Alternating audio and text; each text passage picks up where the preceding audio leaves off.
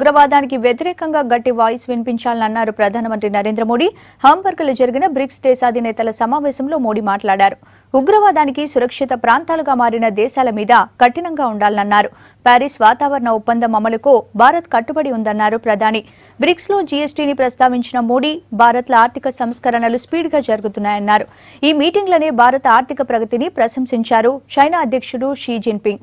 ఇక భారత్ మరింత వేగంగా అభివృద్ధి కావాలన్నారు జిన్పింగ్.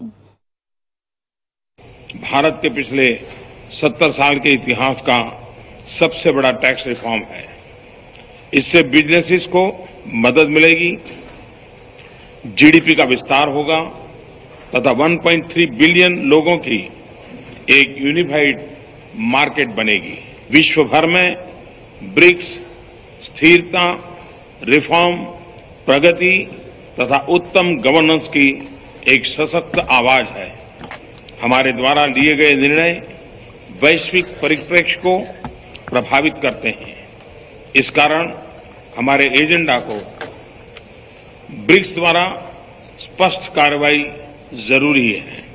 क्लाइमेट चेंज तथा आतंकवाद जैसी प्राथमिकताओं पर ब्रिक्स के नेतृत्व की आवश्यकता है।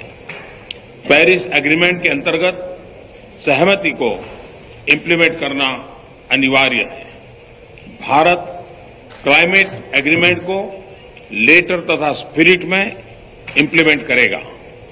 हमें इंश्योर करना होगा कि अंतर्राष्ट्रीय वित्तीय संस्थाएं विश्व के मौजूदा आर्थिक बैलेंस को पूरी तरह से रिफ्लेक्ट करें।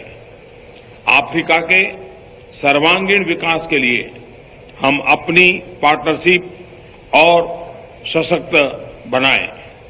ब्रिक्स रेटिंग एजेंसी की शीघ्र स्थापना हमारा साझा लक्ष्य होना चाहिए।